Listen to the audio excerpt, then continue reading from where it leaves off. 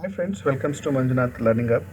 Today we are going to discuss a topic on the Factories Act 1948, Part 1. Myself, Manjunath D, Assistant Professor in Management, Kochadri Government First Aid College, Vasinagara.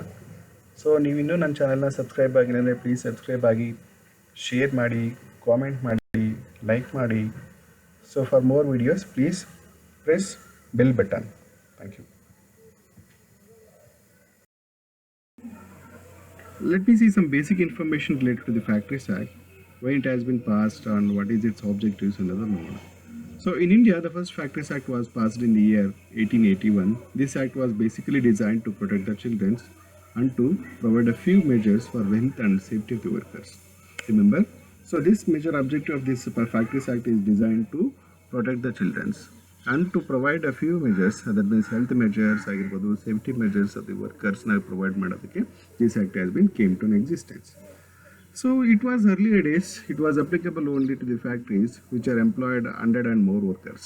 ಈ Factories Act ಮೊದಲು pass ಮಾಡಿದಾಗ ಇನ್ 1881 ಇದು ಯಾವ ಥರ ಫ್ಯಾಕ್ಟ್ರೀಸ್ಗೆ apply ಆಗುತ್ತಿತ್ತು ಅಂತಂದರೆ, so ಯಾವ ಫ್ಯಾಕ್ಟ್ರಿಯಲ್ಲಿ 100-100ಕ್ಕಿಂತ ಹೆಚ್ಚು ಜನ ಎಂಪ್ಲಾಯೀಸ್ ವರ್ಕ್ ಮಾಡ್ತಿದ್ರು ಆ ಇಂಡಸ್ಟ್ರೀಸ್ ಮಾತ್ರ ವರ್ಕ್ ಆಗ್ತಿತ್ತು, ಇಲ್ಲ ಫ್ಯಾಕ್ಟ್ರೀಸ್ ಮಾತ್ರ ವರ್ಕ್ ಆಗ್ತಿತ್ತು. Later on they made some modification in the year of 1891. They made some another like modification for this Factories Act, which is passed and extended to the factories employees who are working even for 50 or more workers. A number of workers ಏನಿತ್ತು 100 ಅದನ್ನ reduce ಮಾಡಿದ್ರು. Even ಯಾವ ಫ್ಯಾಕ್ಟ್ರಿಯಲ್ಲಿ 50ಕ್ಕಿಂತ ಜಾಸ್ತಿ 50ಕ್ಕಿಂತ ಜಾಸ್ತಿ employees ಇರುವಂಥ factory ಕೂಡ ಈ ಲಾ applicable ಆಗೋಕ್ಕೆ ಸ್ಟಾರ್ಟ್ ಆಯಿತು. Then after some modification, the final amendment has been made by the government, which took place in the year 1948. So 1948 ಮತ್ತೆ again amendment ಮಾಡ್ತಾರೆ. So there it has been reduced the number of employees from 50 to 10. So ಇಲ್ಲಿ ಆ ಅಮೆಂಡ್ಮೆಂಟಲ್ಲಿ ಏನು ಮಾಡ್ತಾರೆ ಅಂತಂದರೆ 50 employees ಮೊದಲೇನಿತ್ತು ಅದನ್ನು so the reduce to 50 ಇವಾಗ 10. So 10 number of workers also work ಮಾಡ್ತಿದ್ರು ಕೂಡ ಆ ಫ್ಯಾಕ್ಟ್ರೀಸ್ ಕೂಡ this law is going to be ಅಪ್ಲಿಕಬಲ್ಸ್.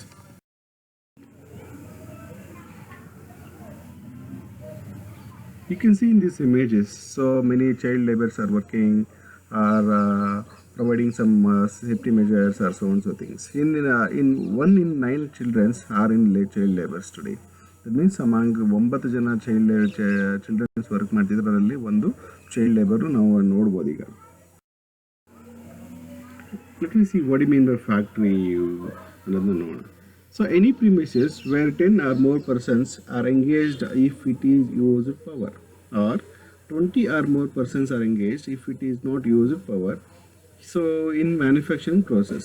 So according to section 2 subsection M ಪ್ರಕಾರ ಯಾವುದನ್ನು ನಾವು ಫ್ಯಾಕ್ಟ್ರಿ ಅಂತ ಕರಿತೀವಿ ಅಂದರೆ, ಯಾವ ಒಂದು ಫ್ಯಾಕ್ಟ್ರಿ ಪ್ರಿಮಿಸಸ್ಸಲ್ಲಿ 10 or 10ಕ್ಕಿಂತ ಜಾಸ್ತಿ ಜನ ಎಂಪ್ಲಾಯೀಸು ವರ್ಕ್ ಮಾಡ್ತಿದ್ರೆ ಅವರು ಯಾವುದೋ ಒಂದು ಎನರ್ಜಿ ಸೋರ್ಸ್ ಆರ್ ಎಲೆಕ್ಟ್ರಿಸಿಟಿ ಆಗಿರ್ಬೋದು, or might be any another source like petrol ಆಗಿರ್ಬೋದು, or it might be other source of like energy use ಮಾಡ್ತಿದ್ರೆ ಅದನ್ನು ನಾವು ಫ್ಯಾಕ್ಟ್ರಿ ಅಂತ ಕರಿಬೋದು. If they are not using the power, ಯಾವುದು ಯೂಸ್ ಮಾಡ್ತಿಲ್ಲ, ಬರೀ ಮ್ಯಾನ್ಯಲ್ ಪವರ್ ಅಷ್ಟೇ ಯೂಸ್ ಮಾಡ್ತಿದ್ದಾರೆ, ಮ್ಯಾನ್ಯಲ್ ಲೇಬರ್ ಅಷ್ಟೇ ಯೂಸ್ ಮಾಡ್ತಾರೆ ಫಾರ್ ಪ್ರೊಡಕ್ಷನ್ ಪ್ರೋಸೆಸ್ಗೆ ಆರ್ ಮ್ಯಾನುಫ್ಯಾಕ್ಚರಿಂಗ್ ಪ್ರೋಸೆಸ್ಗೆ ಅಂದರೆ, even if the 20 or more persons engage production linkage ಆಗಿದ್ರು ಕೂಡ ಅದನ್ನು ಕೂಡ ನಾವು ಫ್ಯಾಕ್ಟ್ರಿ ಅಂತ ಕರಿತೀವಿ. So but it does not includes ಯಾವುದು ಫ್ಯಾಕ್ಟ್ರಿ ಅಂತ ಬರಲ್ಲ, ಯಾವುದನ್ನು ನಾವು ಫ್ಯಾಕ್ಟ್ರಿ ಅಂತ ಕರ್ಕೊಳ್ಳೋಕ್ಕಾಗಲ್ಲ ಅಂತಂದರೆ, so any mining industry subject to operation of mining act 1952. ಯಾವ 1952 ಮೈನಿಂಗ್ ಆ್ಯಕ್ಟ್ ಏನು ಬಂತು, ಆ ಮೈನಿಂಗ್ ಆ್ಯಕ್ಟ್ ಪ್ರಕಾರ ಯಾವೆಲ್ಲ ಮೈನಿಂಗ್ ಇಂಡಸ್ಟ್ರೀಸ್ ಅಂತ ಕರೀತೋ ಯಾವುದು ಕೂಡ ಈ ಫ್ಯಾಕ್ಟ್ರೀಸ್ ಆ್ಯಕ್ಟ್ನಲ್ಲಿ ಬರಲ್ಲ. ಸೊ ಬಿಲಾಂಗ್ಸ್ ಟು ದಿ ಮತ್ತು ಇನ್ಯಾವುದು armed force like of unit or railway running shed ಆಗಿರ್ಬೋದು, ಆರ್ ಎಲ್ಸ್ ಹೋಟೆಲ್ಸ್ ಆಗಿರ್ಬೋದು, ರೆಸ್ಟೋರೆಂಟ್ಸು ಆಗಿರ್ಬೋದು, or eating places will not come under factory. So let me see some definitions which are going to be frequently occurs in your this chapter ಅನ್ನೋದು ನೋಡೋಣ. So section 2 of this act contains the definition of this the term used in the contract. So ಇದರಲ್ಲಿ ಬೇರೆ ಕೆಲವೊಂದು ಡೆಫಿನೇಷನ್ಸ್ನ ಬರುತ್ತೆ. Adult ಅಂದರೆ ಯಾರು, so adolescent ಅಂದರೆ ಯಾರು, ಕ್ಯಾಲೆಂಡರ್ ಆಫ್ ಇಯರ್ ಅಂದರೆ ಯಾವುದು, ಮತ್ತು ಚೈಲ್ಡ್ ಅಂದರೆ ಯಾವುದು ಅಂತ ನೋಡೋಣ, ಹೇಗೆ ಯಾವುದನ್ನ ಏನು ಡಿಫೈನ್ ಮಾಡುತ್ತೆ ಅಂತ. According to section 2 subsection A ಪ್ರಕಾರ adult means any person who has completed his 18 years of age. ಯಾರನ್ನ ನಾವು ಅಡಲ್ಸೆಂಟ್ ಅಂತ ಕರಿತೇನೆ, ಯಾವೊಬ್ಬ ಇಂಡಿವಿಜುವಲು ಅವನು 18 yearsನ ಕಂಪ್ಲೀಟ್ ಮಾಡಿದಾನಂದರೆ ಅವನ್ನ ನಾವು ಅಡಲ್ಟ್ ಅಂತ ಕರಿತೀವಿ according to section 2 subsection A. In case of adolescent ಅಂತ ಯಾರನ್ನ ಕರಿತೀವಿ ಅಂದರೆ any person who has completed his 15 years of age but has not completed his 18 years according to section 2 subsection B. Section 2 subsection B ಪ್ರಕಾರ ಯಾರನ್ನ ನಾವು adolescent ಅಂತ ಕರಿತೀವಿ ಅಂದರೆ ಯಾವೊಬ್ಬ ಇಂಡಿವಿಜುವಲು ಅವನ ಏಜ್ನ 15 ಕಂಪ್ಲೀಟೆಡ್ 15 years 15 ವರ್ಷ ಕಂಪ್ಸಿರಬೇಕು, ಆದರೆ 18 years ಕಂಪ್ಲೀಟ್ ಆಗದೆ ಇರಬೇಕು. ಅವನ್ನ ನಾವೆಂತ ಕರಿತೀವಿ, ಅಡೋಲೆಸೆಂಟ್ ಗ್ರೂಪಲ್ಲಿ ಬರ್ತಾರೆ. ಸೊ ಕ್ಯಾಲೆಂಡರ್ ಆಫ್ ಇಯರ್ ಅಂದರೆ ಯಾವುದು? So a period of 12 months beginning with the first day of January. According to section 2 subsection D ಪ್ರಕಾರ ಯಾವುದನ್ನು ನಾವು ಕ್ಯಾಲೆಂಡರ್ ಇಯರ್ ಅಂತ ಕರಿತೀವಿ ಅಂದರೆ, ಸೊ ಯಾವ ಒಂದು period 12 months beginning with the first ಜನವರಿಯಿಂದ ಅಲ್ಲಿಂದ 12 months ಅದನ್ನು ನಾವು ಕ್ಯಾಲೆಂಡರ್ ಇಯರ್ ಅಂತ ಕರಿತೀವಿ. So next is child labour ಅಂತ ಏನು ಕರಿತೀವಿ. ಚೈಲ್ಡ್ ಅಂದರೆ ಏನಂತ ನೋಡೋಣ.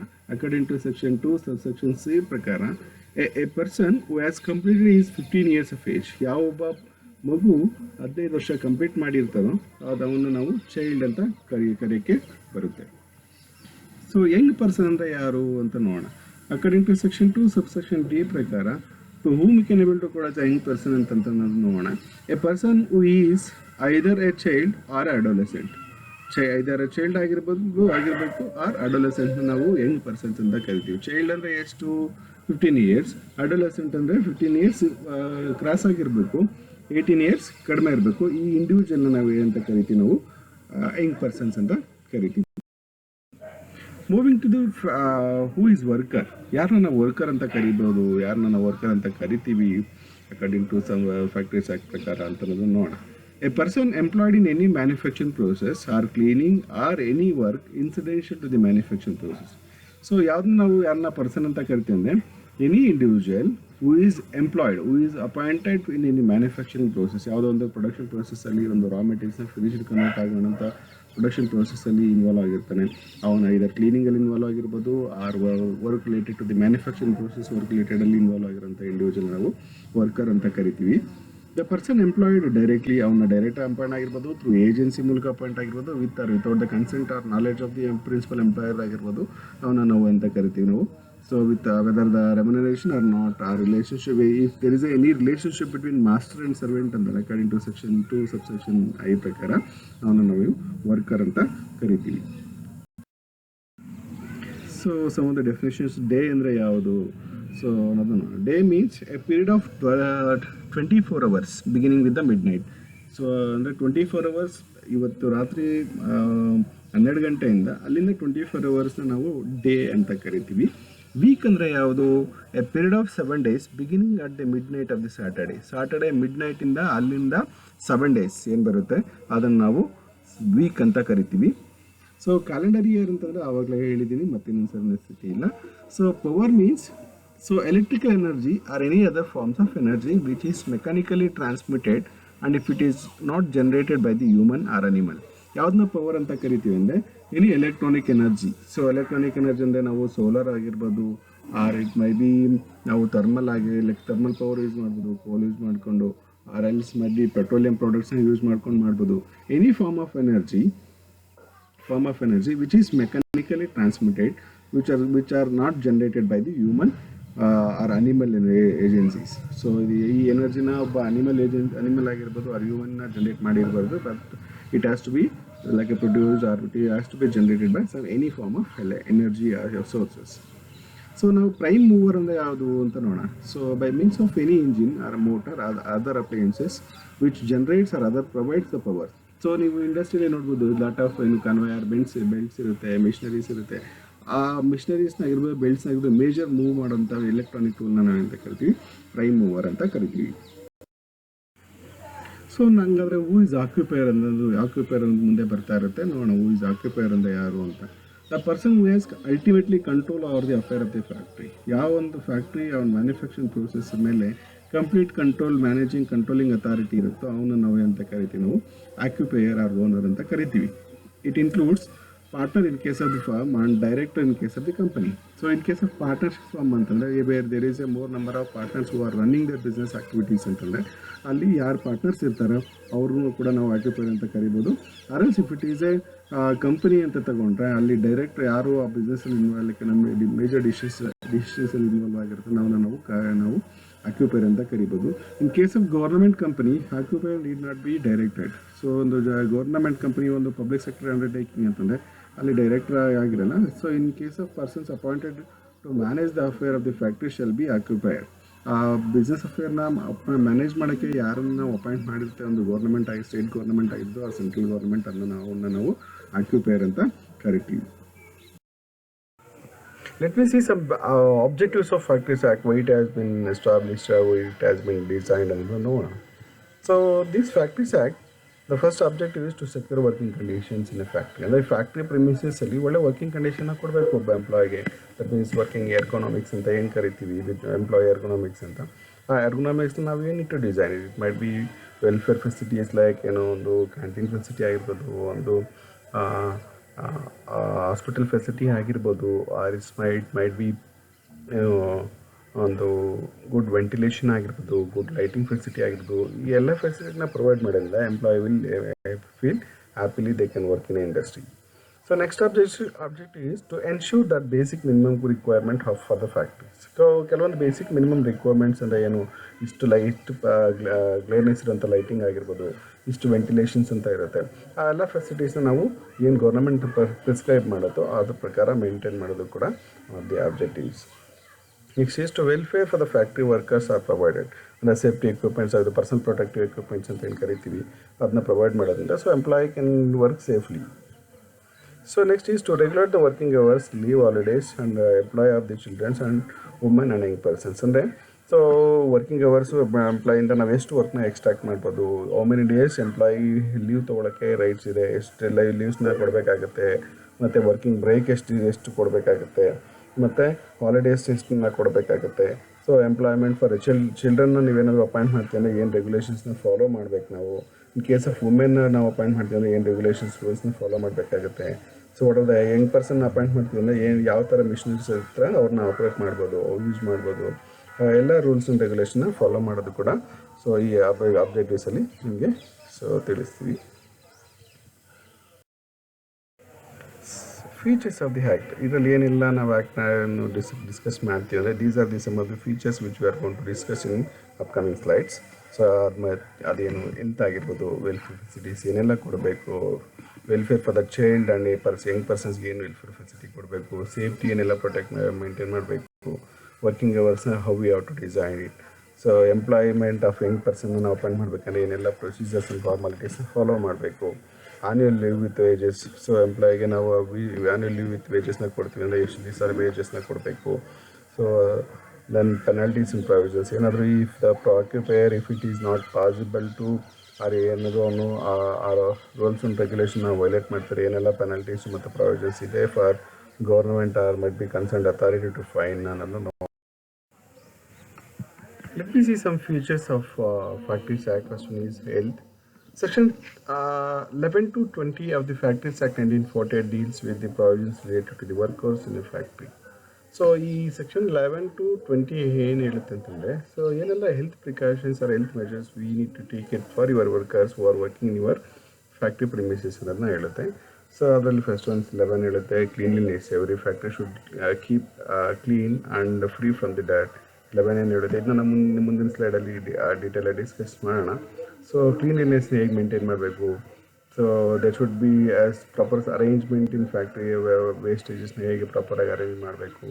ಸೊ ಡಸ್ಟ್ ಆ್ಯಂಡ್ ಫಿಲ್ಮ್ಸ್ನ ಹೇಗೆ how to handle it, ventilation and ಟೆಂಪ್ರೇಚರ್ನ ಹೇಗೆ ಮೇಂಟೈನ್ ಮಾಡಬೇಕು. So these are the things we will see in upcoming slide.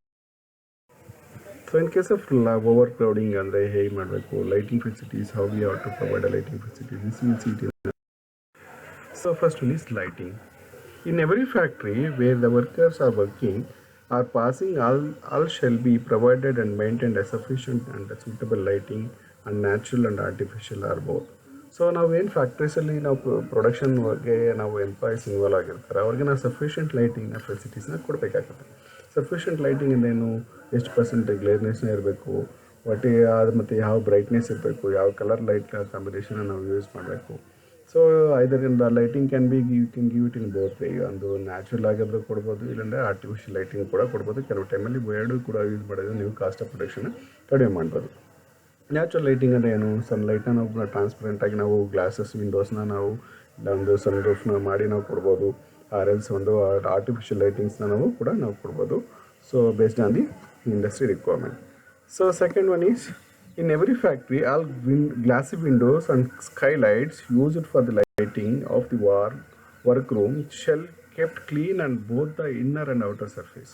ನಾವೇನು ಲೈಟ್ನ ನಾವು ನ್ಯಾಚುರಲ್ ಲೈಟ್ ಯೂಸ್ ಮಾಡ್ತೀವಿ ಅಂತಂದರೆ, so for your like lighting purpose, so ನಾವು ಆ ಗ್ಲಾಸಸ್ನ ಆಗಿರ್ಬೋದು, ಆ ವಿಂಡೋಸ್ ಆಗಿರ್ಬೋದು, ಆ ಸ್ಕೈ ಲೈಟಿಂಗ್ಸ್ನ ನಾವು we should keep it clean so that light can easily transmit from outside to inside the factory premises. So third one is, in every factory, effective provision shall, so far as practicable, be made for prevention of. ನಾವು ಏನೆಲ್ಲ prevention ತೊಗೊಬೇಕು ಅನ್ನೋದನ್ನು ನೋಡೋಣ, ಆಯಿತಾ? So ಒಂದು glare, so either directly from sunlight or reflection from the smooth and polished surface. So ನಾವೇನು ಮಾಡಬೇಕಾಗುತ್ತೆ, light ಗ್ಲೇರ್ನೆಸ್ನ ಎಷ್ಟು ಸಫಿಷಿಯೆಂಟ್ ಬೇಕೋ ಎಂಪ್ಲಾಯಿಗೆ ಅಷ್ಟನ್ನೇ ಕೊಡಬೇಕಾಗುತ್ತೆ. Otherwise employee eyes will be get stained or might be risk, there is a chances of risk of accident ಆಗುವಂಥ ಕೂಡ chances. Light glareness ಜಾಸ್ತಿ ಆದಷ್ಟು ಏನು employee can't see the object is very clearly, so chances of accidents ಆಗುವಂಥ chances ಇರುತ್ತೆ. Second one is the formation of shadow to such an extent to cause eye stain or risk of accidents to the workers. So ನಾವು shadows ಆಗಿರ್ಬೋದು, R ಗ್ಲೇರ್ನೆಸ್ ಜಾಸ್ತಿ ಆದಷ್ಟು ಏನಾಗುತ್ತೆ, employee ice, ನಾವೀಗ ಒಬ್ಬ ಎಂಪ್ಲಾಯಿನ ನಾವು ಯಾವುದೋ ಡಾರ್ಕ್ ರೂಮಲ್ಲಿ ಕುಳಿಸಿ ಲೈಟ್ ಸಫಿಷಿಯೆಂಟ್ ಲೈಟ್ ಇಲ್ಲದೆ ಅವ್ನು ವರ್ಕ್ ಮಾಡಿ ಅಂದಾಗ ಎಷ್ಟು like concentrate more on the ಟಾಸ್ಕ್ನ ಕಾನ್ಸಂಟ್ರೇಟ್ ಮಾಡೋಕ್ಕೆ ಜಾಸ್ತಿ ಅವನಿಗೆ ಎನರ್ಜಿ ಬೇಕಾಗ್ಬೋದು. ಆವಾಗ ಎಂಪ್ಲಾಯಿ ಐಸ್ ಟಯರ್ಡ್ ಆಗ್ಬೋದು, ಅದರಿಂದ ರಿಸ್ಕ್ ಆಫ್ ಆಕ್ಸಿಡೆಂಟ್ ಆಗುವಂಥ ಚಾನ್ಸಸ್ಸು ನಾವು ಫೇಸ್ ಮಾಡಬೇಕಾಗುತ್ತೆ. ಸೊ ಈ ಎಲ್ಲ ರೂಲ್ಸ್ ಆ್ಯಂಡ್ ರೆಗ್ಯುಲೇಷನ್ನ state government will prescribe as standards for sufficient and suitable lighting for the factories.